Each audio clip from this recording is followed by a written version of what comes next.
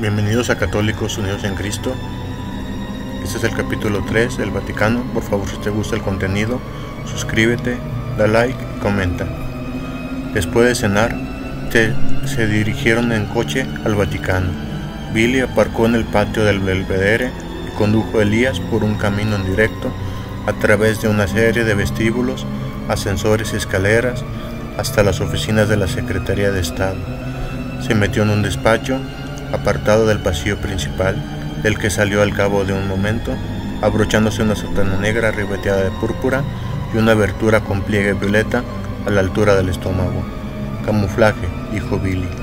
Pasó junto a un secretario y dos guardias suizos a una oficina de recepción espaciosa y profusamente iluminada, y luego cruzó una puerta que daba acceso a una estancia más pequeña. De pie tras el escritorio, de espalda a ellos, un cardenal miraba por la ventana hacia el patio de abajo. Ejem, carraspeó Billy. El cardenal, un hombre alto y con el cabello plateado, se volvió y fue a su encuentro con la mano extendida y una leve sonrisa en el rostro. Elías pensó que aquel rostro, urbano y sereno, italiano y principesco, poseía los ojos más inteligentes que había visto nunca. William, dijo el cardenal con un inglés muy acentuado, nos has traído al padre Elías. Tras un intercambio de saludos y cortesías, el cardenal le señaló unas cómodas butacas. William le ha explicado algo acerca del objeto de su visita. Nada, eminencia. Una gran hazaña para William. Es la sutil forma que tiene su eminencia de decirte, Davy, que no soy persona en que se pueda confiar. Elías miró a ambos hombres alternativamente, sin saber muy bien qué responder. El cardenal y su secretario se echaron a reír. No se preocupe, tan solo ha sido una primera toma de contacto con la romanita. Elías comprendió que existía una complicidad entre ambos hombres basadas en el sentido del humor y también algo más raro, una confianza mutua. Dejaremos que sea el Santo Padre el que le explique la situación, dijo el cardenal, que miró a su reloj. Tenemos una cita con él dentro de 10 minutos. ¿Habías hablado ya alguna vez con él?, preguntó Billy. No. ¿Nervioso? Un poco. Le gustarás. Sabe no intimidar. Intimidamos más estatua y doctrina, dijo el cardenal. Exacto, dijo Billy guiñándole el ojo a Elías. El Santo Padre nos ha pedido a mí y al cardenal prefecto de la Congregación para la Doctrina de la Fe que estemos presentes en su entrevista con él. Vuestra eminencia, estoy un poco sorprendido por la rapidez con que se desarrolla todo este asunto, dijo Elías. Ayer a estas horas estaba trabajando en el huerto del Carmelo. En los últimos 20 años había salido del monasterio en contadas ocasiones. Nadie me ha explicado nada. Comprendo que todo esto debe de sobrepasarle. En estos momentos, dijo el cardenal, hay buenas razones para que nadie le haya explicado nada. Muy pronto lo entenderá. Y dígame, ¿cómo está su buen prior? Coincidimos como profesores en Friburgo, ¿lo sabe? De eso hace algunos años. El prior comienza a ser mayor, pero conserva la mente joven. Este último año ha supuesto una dura prueba para él. Arrastra un gran peso por el asesinato de dos de nuestros hermanos a manos de los terroristas. Estará afligido, sí. El cardenal dejó escapar un suspiro. Sin duda, esa angustia suya no hará sino agravar su pesadumbre. Nunca debió dejarse llevar por Hegel cuando era joven, ni por Nietzsche, Feuerbach. Dejan en el alma un pozo de hielo. El padre prior me pidió que le expresara sus saludos más fraternales, dijo Elías con la esperanza de poder cambiar de tema. Conozco muy bien a su padre prior. Se inculpa a sí mismo, naturalmente. Por desgracia, así es. Tiene el sentimiento de que si hubiera sido más escrupuloso con la cuestión de la seguridad, los hechos no se habrían producido. Tan duro consigo mismo como siempre, por lo que veo. Le escribiré.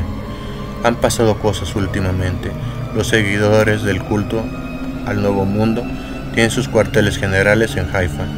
Desde nuestro campanario se ve su templo. Ha habido disturbios en las puertas mismas de nuestro monasterio. Pequeños incidentes presentados como acontecimientos mediáticos. Si no recuerdo mal, su filosofía es la de la tolerancia universal, ¿no es eso? Sí, eso es. Pero en cambio, Dicen que la Iglesia Católica Romana es el único bastión de intolerancia que queda en el planeta, razón por la cual no están dispuestos a tolerarla. No pienso que sean un enemigo de consideración. El asalto se ha desencadenado y en todos los niveles de la sociedad. En mi opinión, los ataques más ruidosos son los menos peligrosos. Stato se volvió hacia Billy, al que dirigió una mirada significativa. ¿Lo ves, William? ¿Cómo era la mejor opción? Siempre he dicho que era un chico listo. El cardenal se miró el reloj. Es la hora. Los tres hombres caminaron por un laberinto de pasillos. Elías ni siquiera trató de formarse un plano mental del recorrido, por cuanto veía su atención distraída a cada paso por obras de arte. La colección, que parecía inagotable, le inspiraba un anhelo cercano al dolor físico. El Monte Carmelo era un lugar de una belleza exquisita, pero de una belleza sin exuberancia arquitectónica, hecha de flores, frutos y plantas, de huertos tendidos al sol, de atardeceres que morían en el mar, del declive suave, extenso y progresivo de la montaña en su descenso hacia el este, hacia las elocuentes prolongaciones de colinas purpúreas por las que caminaron Cristo y el diablo. Un tipo de belleza fuerte, eterna, belleza macrocósmica. Pero allí, en aquellas galerías barnizadas que olían a suelos encerados y opulencia, la belleza era de otro orden. Allí la imaginaria era expresión del drama humano, el universo interior, el microcosmos. Rafael, Frangélico, Miguel Ángel, Bramante, Giacomo Manso, antiguos bustos funerarios de parejas romanas del siglo I, con unos rostros de una modernidad sorprendente y que irradiaban personalidad. Los idealizados retratos de mármol de los emperadores, dioses y diosas clásicos. Un icono bizantino con la madre y el niño, un crucifijo románico, frescos, tapices, mosaicos, pinturas renacentistas, santos, héroes, traidores, príncipes, papas, el alma humana en toda su altura y extensión desplegada en una miríada de formas encarnadas. Había misticismo, santidad, sexo, violencia, estabilidad e inestabilidad civil, la caída de los imperios y el fragor de la guerra con las fuerzas demoníacas. Había visiones del cielo y del infierno, la ciudad del hombre y la ciudad de Dios, la nueva Jerusalén y la restauración de la creación entera bajo el orden divino. Había caída y había redención. Estaba representado desde el Génesis hasta el Apocalipsis. Allí estaba todo. Billy le cogía del brazo y tiraba de él tras los pasos del cardenal. Elías tenía que recordarse a sí mismo constantemente que estaba a punto de conocer al pontífice de la Iglesia Universal, una, santa, católica, apostólica, musitó para sí. ¿Estás bien? Pareces un poco ausente, viejo amigo. Estoy bien. Es difícil abstraerse a todo esto. Eso sí que es verdad, rió Billy, pero te acostumbrarás. No mires ni a la derecha ni a la izquierda. Concéntrate en los bustos de los emperadores romanos. Una gentecita bastante fea. Además, recuerda que mataron a nuestros primeros padres y a nuestras primeras madres. Fija en ello el pensamiento. Hacia el Valle de la Muerte cabalgan los 600. El Valle de la Muerte, 600, no es más que un viejo poema del colegial inglés, ya sabes. No significa nada. Tranquilízate. A Elías le latía el corazón con fuerza y respiró hondo. Sentía una mezcla de temor y alegría, pero no tenía tiempo para recrearse en sus pensamientos, pues acababan de llegar a la entrada de las estancias papales. El cardenal le dirigió unas palabras a un sacerdote sentado tras un escritorio, que notó algo en un libro, y les hizo una señal con la cabeza a los dos guardias suizos que custodiaban la puerta. El apartamento privado del Papa no era lo que Elías esperaba. Constaba de varias habitaciones de aire moderno, enmoquetadas de gris paloma. Las paredes, pintadas de blanco, estaban vestidas con una o dos discretas obras de arte y unos pocos muebles del más sencillo diseño. La falta de ornato contrastaba de forma muy marcada con la opulencia de las galerías exteriores. De un comedor, situado a la derecha, salió una monja mayor con hábito blanco. El cardenal intercambió con ella los cumplidos de rigor. Explicó que ella y un chambelán acababan de preparar la mesa para el desayuno del día siguiente. El Santo Padre estaba en la capilla, no tardaría en salir. El Santo Padre confiaba en que su eminencia y sus acompañantes tuvieran la bondad de esperarle. en la sala de estar. El chambelán les traería un refrigerio. El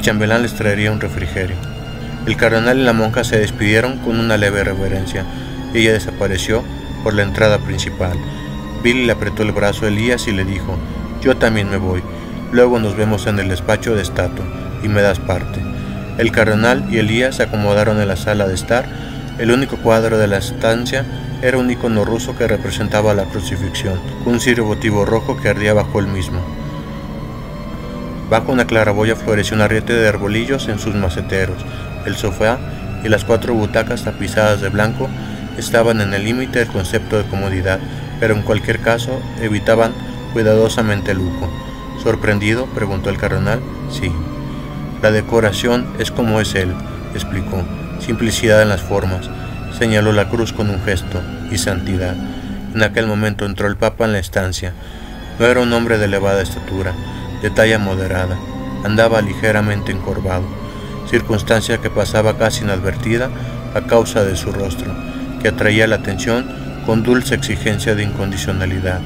Era un rostro radiante, amable, grave y sereno, pero en modo alguno distante. Las arrugas hablaban de una vida de risas y congojas. Había sobresalido como estudioso y era un hombre de vasta formación cultural que no tenía nada del académico apartado del mundo.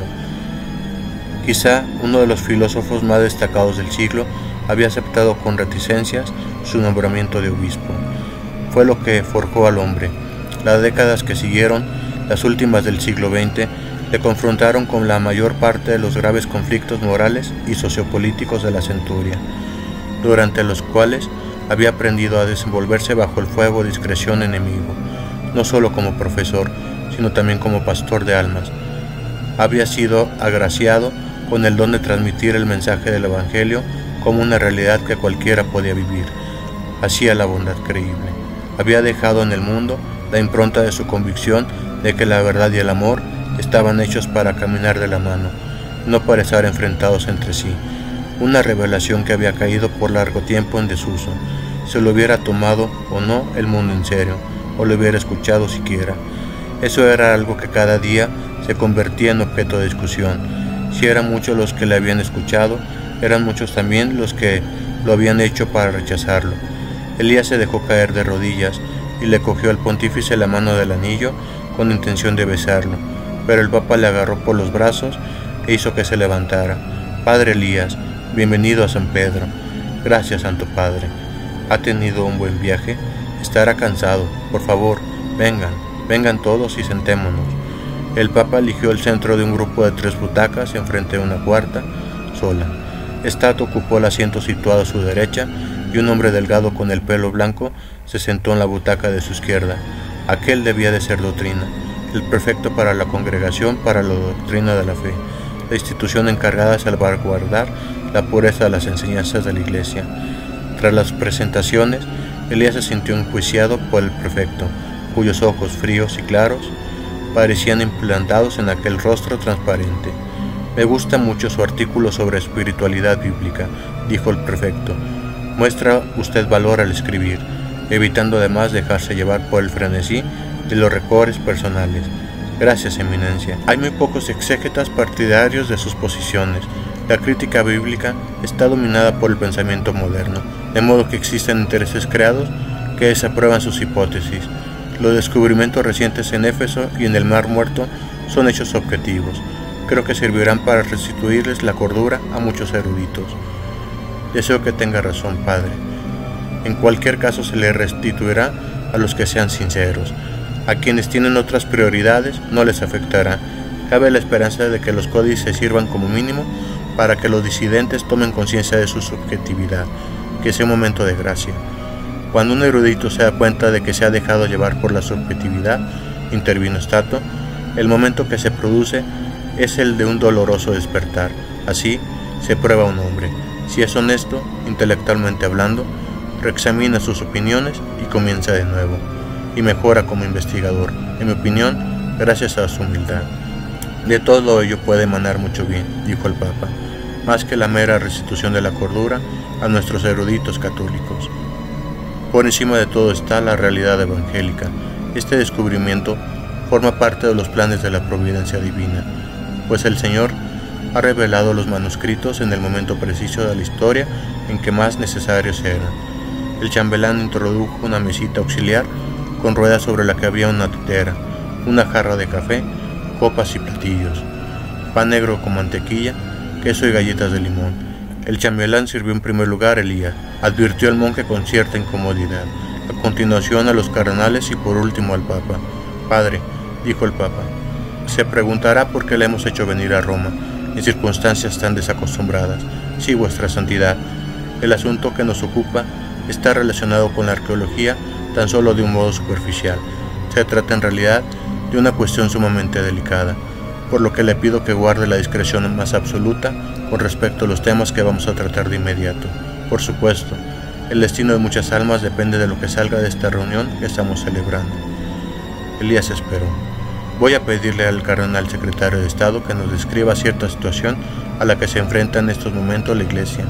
Como saben», dijo el refinado italiano, «nos enfrentamos a una situación de hostilidad a diferentes niveles. En su condición de ciudad-estado, el Vaticano está en la actualidad enzarzado en algunas dificultades con el gobierno de la nación italiana, que durante algún tiempo ha oscilado entre el retorno al neofascismo por una parte y la apuesta por un modificado eurocomunismo por otra. Esto supone un problema de alcance regional, pues aunque sea una fuente potencial de dificultades prácticas, constituye una amenaza menor para la supervivencia de la Iglesia Universal. Como pastor de la Iglesia Universal, no obstante, el Santo Padre debe hacer frente en nuestros días a un buen número de retos de alcance mundial como consecuencia del desarrollo del planeta en su conjunto, que provoca cambios generalizados en la estructura geopolítica del mundo. La confusión espiritual impera por doquier. Los medios de comunicación de masas deforman el pensamiento de nuestros fieles mediante la perversión sistemática, y en el seno de nuestra institución prolifera la disensión como consecuencia de la influencia de los falsos maestros. Estos son tan solo algunos de los retos a los que deberemos enfrentarnos en los años venideros. En ninguno de estos ámbitos se vislumbra una promesa clara de mejora, al menos en un futuro próximo. En todo el mundo se nos presenta como el principal escollo que separa al hombre de la prosperidad universal. La opinión dominante considera que todos los problemas sociales proceden de una política inadecuada de la población mundial, pero nosotros, por descontado, nos oponemos a cualquier política que menoscabe el valor de la persona individual en nombre de la población. El Papa se inclinó hacia adelante. «Gracias, cardenal secretario. Algo que para mí es causa de la mayor preocupación es una inquietante tendencia en Occidente a taparse los ojos ante las nuevas formas de totalitarismo. El materialismo fascista y el materialismo socialista son algo caduco en todo el mundo, con excepción de China. Pero el materialismo ateo de corte capitalista se está demostrando igual de destructivo. Decenas de millones de personas mueren todos los años a través del aborto y la eutanasia. El pasado siglo ha sido una ideología materialista muy agresiva, que ha dejado a su paso una civilización prácticamente despojada de sentido de la vida. El hombre es una criatura celeste y terrenal, pero ha dejado de tener conciencia de ello. Ya no se conoce a sí misma. Ha dejado de escuchar y de oír. Como resultado se avecina una crisis de proporciones incalculables. Elías se dio cuenta que el Papa y sus dos cardenales más poderosos estaban preparándole el escenario para algo que querían de él, pero era incapaz de imaginar de qué podía tratarse. Se consideraba a sí mismo una criatura insignificante en el teatro de la época, tan oculto que el hecho de pensar que pudiera ser un siervo útil a la Iglesia le parecía tan ridículo como desconcertante. No era afecto en modo alguno de falsa humildad, pues era consciente de sus cualidades, pero si se consideraba útil a Dios, era solo en medida en que había abandonado su vida anterior y había construido una nueva vida de oración sobre la base de la renuncia de sí mismo. Él era monje, rezaba a Dios y intercedía ante él por el bien de la humanidad. Doctrina se removió en la butaca y descruzó los brazos. Pudiera ser que estuviéramos asistiendo a la confrontación final entre el Evangelio y el antievangelio, dijo con gravedad, entre la Iglesia y la antiiglesia. Ha utilizado la palabra final, eminencia.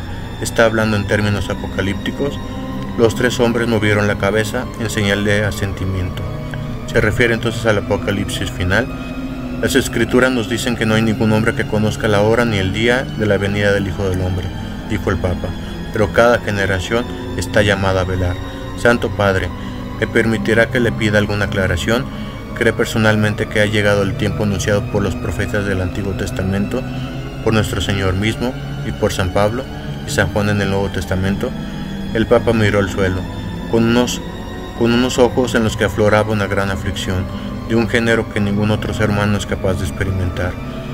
Ha habido varios papas y muchos padres de la Iglesia, en sus respectivos siglos, que su época era la del final de los tiempos y que su grey era la de los hijos de los últimos días. Es un tema peligroso como motivo de especulación y no siempre lo más aconsejable para un papa decir lo que piensa. Mis intuiciones, de hecho mis convicciones, no son ex cátedra, no obstante son las mías, y sospecho que el Espíritu Santo me ha puesto en ese estrado por alguna razón. Creo que a su santidad le gustaría contar con alguna garantía por su parte, dijo Doctrina, de que sus pensamientos personales acerca del Apocalipsis quedarán como algo estrictamente privado entre nosotros cuatro. Puede contar con mi palabra más solemne. Para contestar a su pregunta, hijo mío, sí. Creo que estamos viviendo la culminación de la historia tal como la conocemos. Creo que el regreso del Señor es inminente, tal vez de aquí a 3 o 4 años, posiblemente una década. A Elías se le encogió el corazón, le recorrió un estremecimiento de temor. De repente le pareció como si todo ante él se viera invadido por una intensa negrura. Mientras le temblaban los brazos y las piernas, se sintió sorprendido por esta reacción. La apocalíptica era un dominio de los estudios bíblicos, un guión escrito para un futuro que nadie tenía que ver con la realidad de su vida. En el peor de los casos podía sonar como un trueno lejano. El negro velo fue desvaneciéndose en sus pensamientos al tiempo que buscaba amparo en su fe en Cristo. Se ha quedado callado. Me atrevería a asegurar que su corazón está experimentando lo mismo que sentirían millones de personas si hablaran en estos términos desde mi posición en la silla de Pedro. Y escucharían sin contar con los beneficios de una fe firme como la suya. El hombre moderno no está preparado para soportar hoy en día una verdad como esta, pues padece la principal enfermedad de nuestro siglo, una desesperación subconsciente. Como resultado, lo que hace es, simplemente, ignorar la verdad o rechazarla sin más. Estato habló a continuación. Si ha seguido el plan pastoral del Santo Padre para su pontificado, habrá comprobado que va por toda la tierra proclamando a Jesucristo como Salvador del mundo, como Señor de la historia. Si al Papa se le calumnia en todas partes, es porque es una señal delatora de la contradicción, porque los hombres han dejado de creer que la historia sea redimible por métodos ordinarios. Cada vez se vuelven más hacia soluciones radicales de naturaleza colectivista.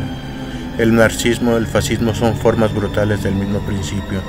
La desesperación es la que ha llevado al hombre moderno a entregarse a estas soluciones, pero, horrorizado por la brutalidad del pasado reciente, buscando las formas que salven la apariencia de democracia. Ahora el horror permanece oculto. En determinado punto del soliloquio, dio la impresión de que el Papa se desentendía. Se había quedado mirando al fondo de la estancia, donde estaban los maceteros con los árboles. Uno de ellos estaba en flor. La nuestra es una época cada vez más oscura, dijo Doctrina. Saber mirar en el interior de esta oscuridad y ver en ella la victoria de Cristo, ahí radica la esencia de la esperanza. El Papa se puso en pie, caminó hacia el otro extremo de la sala y se detuvo en el arriate de arbolillos. Los contempló sin decir nada. Estato prosiguió como si el Papa no estuviera presente. Su santidad recorre el mundo hablando de Jesús y hablando de esperanza. Él cree que cuando los hombres tienen esperanza, son capaces de mirar la realidad cara a cara y despertar a sus peligros. El Papa se volvió y miró a los dos carnales y al fraile. ¿Recuerdan el pasaje del Evangelio de San Mateo en que el Señor maldice la higuera estéril?, preguntó. Ellos asintieron con un murmullo. ¿Saben por qué el Señor hizo una cosa tan extraña? Como señal, dijo Estato. La higuera estéril es una metáfora de los fariseos, maestros de la ley que no daban buen fruto a causa de su falta de fe. Eso es una parte del significado, dijo el Papa. Hay más. Padre Elías, vuestra santidad, pienso que el Señor quiso dar una advertencia a los pastores de su pueblo. Una higuera cubierta de hojas pero sin fruto tiene la apariencia de vida, pero no la vida. Sí, continúe, es una advertencia. ¿Una de esas duras enseñanzas del Señor? Sí. Hermanos, dijo el Papa, tocando la rama de un árbol, mirando con seriedad a los cardenales, ¿saben de qué especie es este árbol? Una higuera, dijeron los cardenales al unísono. ¿Y usted, padre, reconoce este otro, el que está florido? Es un almendro. Tenemos mucho en el huerto del Carmelo. ¿Qué nos dice de este árbol? Las gentes del lugar lo llaman a veces el árbol vigilante, porque es el primero que florece en primavera. Es como si estuviese de guardia. ¿Saben lo que le diría el Señor al guardián que descuidara la vigilancia de su casa? Ninguno de ellos tenía una respuesta precisa. Encontrarán su admonición en Ezequiel capítulo 3, dijo el Papa. ¿Y saben lo que les diría el Señor a los pastores que no alimentan ni protegen a su rebaño? Ezequiel una vez más, amigos, capítulo 34. En Mateo 24 se recogen las advertencias apocalípticas del Señor. Vuelve a referirse en ellas a la higuera. Yo les pregunto, ¿es portadora la casa de la fe del fruto que debe llevar? Ninguno de ellos respondió. El Señor se acerca, hermanos. El tiempo no está lejos. Parece turbado, padre, dijo Stato. Lo estoy. En mi corazón está la confirmación de cuanto acaba de decir. Es, por decirlo de algún modo, como si el brote que ha estado latente en mi interior durante la mayor parte de mi vida floreciera ahora. Se ha abierto aquí, en unos pocos minutos, y ahora veo los acontecimientos de mi pasado bajo una luz enteramente nueva. Hábleme de esa nueva conciencia. ¿Qué es lo que ve?, dijo el Papa. No estoy muy seguro, vuestra santidad. Esa luz que ha iluminado su vida no es algo nuevo para nosotros. Durante muchos años hemos tenido noticias suyas y le hemos amado como a un hijo, aunque usted no supiera nada de la atención que nos merecía. Su vida ha estado llena de sufrimiento. Ha sido puesta a prueba en la aflicción como pocos hombres son capaces de soportar. Ha salido de ella convertido en un hombre de fe. Es algo raro. Hay muchos como yo. Hay muchos árboles vigilantes floreciendo en el mundo, ninguno con los méritos que le han traído a este lugar en este momento de la historia. Tal vez haya llegado ya el momento de hablar de ello, Santo Padre, dijo Doctrina. Padre Elías, hay muchos lobos que me rodean alrededor de mi rebaño. Repetidamente advierto al rebaño que permanezca alerta, pero pocos escuchan mi voz. Muchas de las ovejas nos son arrebatadas y destruidas. Muchas. Los ojos del Papa se llenaron de lágrimas. Algunas figuras de la escena mundial acechan ya el rebaño para el asalto definitivo. Aguardan el momento en que aplicarán todos sus esfuerzos a la división y la destrucción. Pero no es para lo que buscan. En sus corazones anidan la violencia y la muerte. Odian al rebaño de Dios, y en cambio por todas partes se les proclama salvadores. También odian al rebaño de Dios, en cambio por todas partes se les proclama salvadores. También esto entra en los planes de la providencia divina, también esto lo permite Él. Pues la confrontación final entre la iglesia y la antiiglesia debe llegar. Lo único que puede hacer una generación es posponerla para la siguiente, pero yo creo que ha llegado ya, y lo ha hecho en nuestro tiempo. ¿En qué puedo ayudarle, vuestra santidad? Hay un hombre cuya estrella se eleva hacia el poder mundial. Llevo muchos años rezando por él, hacia el comienzo de mi pontificado. Se me pareció su rostro mientras oraba. Para el mundo es como una especie de santo laico. La prensa lo saluda como un hombre llamado al más alto de los destinos. Su rostro está en las portadas de los periódicos, en la televisión, en ensayos y en editoriales, y sus libros se venden por millones. Ha infundido nuevo vigor en un Parlamento Europeo que languidecía. Se deja flirtear con las Naciones Unidas, que le ven como el hombre capaz de moderar una transición pacífica entre la era de las naciones de Estado y una confederación mundial. Elías conocía el nombre de aquel líder antes que Stato lo pronunciara. ¿Ya le sonaba este nombre? Sí, eminencia. Apenas he oído otros desde que salí del monasterio. Además de presidente del Parlamento Europeo, es el actual director del Consejo de las Naciones Occidentales, asesor de las Naciones Unidas y miembro del Club de Roma. Figura en la junta de dirección de varias de las más prósperas corporaciones del mundo. Tiene participación mayoritaria en un emporio editorial, un banco suizo y en Globaltech, la empresa que ha revolucionado la tecnología de la imagen por ordenador. Es también fundador del Centro Mondiale Commerciale, posiblemente la institución de comercio más importante del mundo, y otros méritos, demasiado numerosos como para mencionarlos. Hay muchos que están en contra de Cristo abiertamente, dijo el Papa, y otros que apelan con falsedad a su nombre, pero este, que se mantiene tranquilamente entre ambos, es más poderoso que todos ellos. Su momento en la historia se acerca. ¿Le trastorna todo esto?, preguntó Doctrina. Más que trastornado, me siento confuso. ¿Cuál es mi papel en todo este asunto? Le pido que actúe de mensajero. De mensajero, vuestra santidad, deseo prevenir a ese hombre del peligro espiritual personal que corre.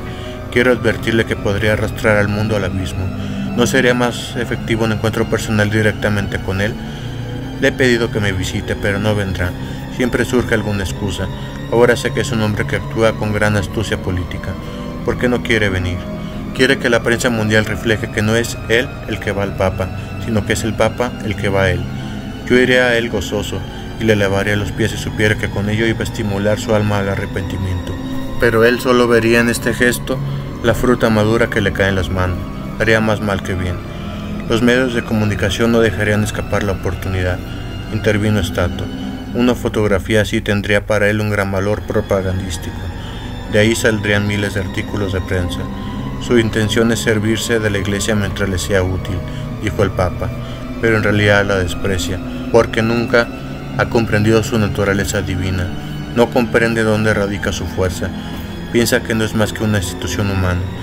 En su vertiente humana, la Iglesia tiene fallos, flaquea, está dividida, a merced de los acontecimientos del siglo, que la sacuden de forma terrible. A sus ojos es una entidad endeble que puede utilizar y destruir cuando le convenga. Le resulta difícil de creer, dijo Doctrina, sosteniendo la mirada de Elías. Resulta difícil creer que un ser humano pueda ser tan insensible. ¿Así? ¿Y lo dice usted de una persona que sufrió el holocausto? Elías se quedó pensativo y sin responder. No está contra nosotros abiertamente, al menos por ahora, dijo el Papa, pero se prepara. Quizá aún estemos a tiempo. Agotada la esperanza, tiene que haber esperanza. No llamaré anticristo a nadie mientras su alma esté pendiente de un hilo, cuando aún sea libre de elegir el bien. Pero sí le diré con la más absoluta certeza que sus ideas se mueven en los dominios del anticristo. Aún así, Cristo vendría aunque solo fuera por un hombre. Cristo murió por ese hombre. ¿Quiere enviarme a él? Sí. Estoy asustado. Me preocuparía mucho si no lo estuviera. Mi inteligencia carece de recursos para enfrentarme a... Stato le interrumpió. El presidente aparece ante el mundo como alguien que encarna lo mejor de la naturaleza humana. Confía ciegamente en esta imagen, aunque tiene un lado oculto que nunca muestra. Al menos estamos disfrutando de una tregua en que está reservando las manifestaciones públicas de bondad. Debería aprovechar este momento para hacerle oír la verdad. Dentro de un año, de 2 tal vez, podría ser demasiado tarde. La pérdida de alma sería catastrófica. La pérdida de una sola alma es catastrófica, dijo el Papa. Es una enorme responsabilidad, padre. No le exijo obediencia. Le pido una decisión libre. ¿Será usted el portador de mi mensaje para ese hombre? Elías dudó. Sabía que era libre para rehusar. Regresaría a Israel en el vuelo del día siguiente. Se encerraría en el Carmelo, rezaría por las almas en peligro, rezaría por la conversión del falso Señor del mundo, rezaría por el Papa, sí. Y se preguntaría el resto de su vida qué habría sucedido si hubiera aceptado. Lo que le pido es que vaya a verle y le lleve testimonio mientras aún no hay tiempo. Sí iré, contestó Elías con voz templada y firme. Una exhalación perceptible escapó de los 3 hombres que estaban sentados frente a él. Gracias, dijo el Papa. Stato por todos los detalles. Padre Elías, iré a ver al presidente con el fin de presentarle un informe de la Comisión Pontificia para la Arqueología Bíblica acerca de los recientes descubrimientos realizados en las cuevas próximas a Éfeso y al Mar Muerto. Los manuscritos hallados en estos emplazamientos han permitido datar y confirmar la fiabilidad de las traducciones canónicas para confusión de la crítica bíblica moderna. El presidente es un entusiasta de la arqueología y los estudios clásicos. La entrega del informe será un gesto personal de bienvenida al presidente entrante del Parlamento Europeo y una primera muestra de voluntad de diálogo entre el Estado del Vaticano y el nuevo gobierno. La finalidad explícita del encuentro es la propia de una visita de cortesía, con intercambio de cumplidos protocolarios. Sin embargo, en conversación privada con el presidente, tratará de descubrir sus intenciones encubiertas y de transmitirle un mensaje con exhortación espiritual de parte de su santidad el Papa. Deberá cumplir con su parte del papel de la manera más cordial y conducirle con la más absoluta discreción. Si la advertencia no redunda en buen fin, ya sea por interferencias en la comunicación, ya por falta de receptividad por parte de él, deberá entonces intentar establecer los medios necesarios para la continuidad del diálogo. ¿Está todo claro?, preguntó Doctrina. Veo que trazan los parámetros generales, pero que dejan espacio para la creatividad. Ciertamente, no es usted ninguna marioneta, padre. Podríamos enviar un fax o una nota diplomática. En lugar de ello, hemos preferido enviar un ministro de Dios. La calidad del mensajero es un aspecto esencial del mensaje. Me dejan atónitos sus criterios a la hora de elegir a los mensajeros. Sus valores excepcionales no han sido el factor determinante, dijo Stato. No culpe tampoco a Monseñor Stansby de su situación. No ha sido nuestro buen William el que lo ha puesto en la palestra. Entonces, ¿cómo he llegado a encontrarme aquí ahora? Échele la culpa a su prior, dijo Stato. Él y yo somos viejos amigos. Lleva observándole con atención desde hace muchos años. Cree que tiene usted un talento especial para ver en el interior de los hombres que detentan el poder. Está al corriente de la naturaleza de esta misión, solo sabe que se trata de un asunto urgente, que debe usted transmitir un mensaje de su santidad a un destinatario políticamente delicado. También usted fue un hombre con poder, dijo Doctrina. ¿Por qué renunció a él? Recibí un mensaje, replicó Elías con pausa. Un mensaje como este, diferente, de una diferencia abismal, pero que me apartó de un camino que podría haberme llevado a errores similares a los del presidente. Me dirigía hacia un futuro con mucho poder, con el poder de hacer el bien a la humanidad. Todo ello poseía un extraordinario magnetismo. Requirió un gran esfuerzo por parte de la voluntad sustraerme a él. Si el objetivo era hacer el bien, ¿por qué lo abandonó? Porque me di cuenta de que algunas de las cosas que hacíamos eran las mismas que nos habían hecho a nosotros los hitlerianos. Nuestro propio pueblo cometía violaciones de los derechos humanos y yo cerraba los ojos. Había empezado a justificar lo justificable, en nombre de una causa justa. El Papa y sus dos cardenales escuchaban sin decir nada. Los fundamentos en que se sustentaba mi modo de pensar eran erróneos, dijo Elías. Albergaba odio. Odiaba a quienes habían destruido a mi familia. Quería todo el poder posible porque creía que si lo tenía podría rehabilitar el universo entero. Qué extraña me parece ahora esta tentación, pero entonces me parecía el más alto bien imaginable. Salvar a la humanidad. ¿Se consideraba a sí mismo un salvador? Sí. Me aterra pensar en qué podría haberme convertido si hubiera recalado en mis manos tal poder mundial. Pero elige un camino diferente, dijo el Papa, y por esa elección me sentiré eternamente agradecido. ¿Será usted capaz de discernir la dinámica interna de ese hombre de un modo en que ninguno de nosotros será capaz? Debe rezarle al Espíritu Santo con gran seriedad. Pídale que le dé las palabras que pueden abrir el corazón de ese hombre. Santo Padre, rezará por mí. Lo haré todos los días, todas las horas, sin descanso. ¿Cuándo comenzará mi misión? La semana que viene. El presidente volverá a recibir visitas en su finca de la isla de Capri. En estos días está supervisando la reconstrucción del Palacio de Tiberio. Hemos obtenido un acuerdo previo para que un emisario del Vaticano le entregue allí un mensaje papal el lunes de la semana que viene. Hoy es martes. Me gustaría que se preparara durante unos días en el monasterio franciscano de Asís. Uno de los frailes del monasterio es amigo mío. Él le fortalecerá. El Papa se puso en pie. Transmítale por favor mi bendición apostólica a don Mateo y dígale que el Papa necesita de sus oraciones. Abrazó a Elías. El monje cerró los ojos y se embebió de fuerza en los viejos brazos del prelado. Fue un sentimiento intemporal, como si la armonía y la esperanza existieran en aquel rincón de calma en medio de un planeta tumultuoso. El Papa le hizo a Elías la señal de la cruz en la frente, le dio las buenas noches a cada uno y se marchó. Bueno, dijo Stato, vamos a buscar a William. Tenemos muchas cosas que contarle. ¿En qué medida puedo hablar con él de todo esto? Puedo explicarle la naturaleza de la misión en términos generales. Yo ya se la había esbozado. Él acompañará a Capri. Elías miró al cardenal con semblante pensativo. Comprendo sus reticencias, dijo Stato. William es un buen muchacho, pero tiene una lengua. Oh sí, esa lengua suya podría llegar a ser un problema.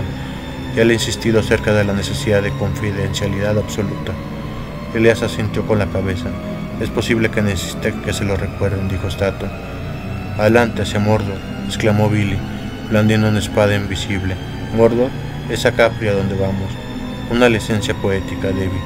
Solo es una referencia literaria propia del colegial inglés, ya sabes. Ya veo.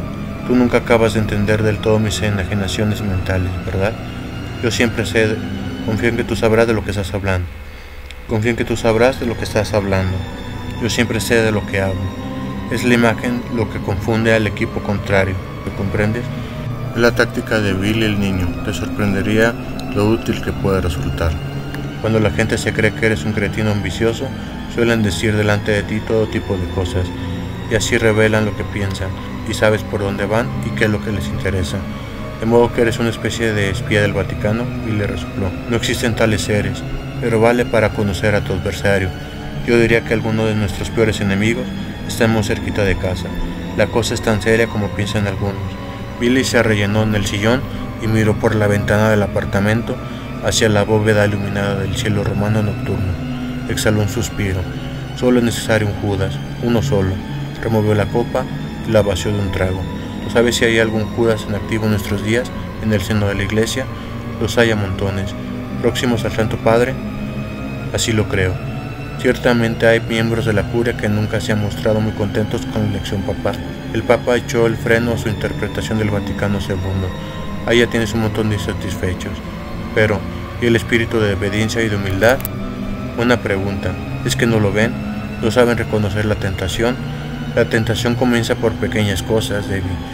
Cosas que parecen inofensivas al principio. Irritación, queja, resentimientos. Luego, de forma paulatina, los individuos de mentalidad similar se atraen entre sí. Las críticas de unos alimentan las de los demás. Se malentonan, ganan confianza. Se dicen el uno al otro que ellos han interpretado correctamente el concilio y que este pontífice representa un retroceso, que se ha encontrado en la silla de Pedro gracias a un accidente desafortunado y que se ha visto favorecido por las circunstancias del momento de la política de la Iglesia.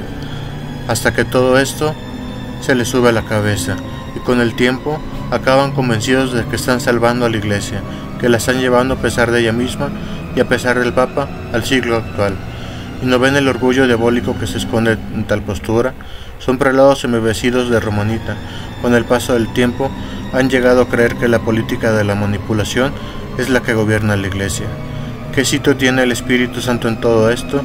Piensan que el Espíritu Santo actúa a través de su política, una droga muy fuerte, que les hace creer que solo tienen que dar cuentas a sus propias opiniones y prioridades.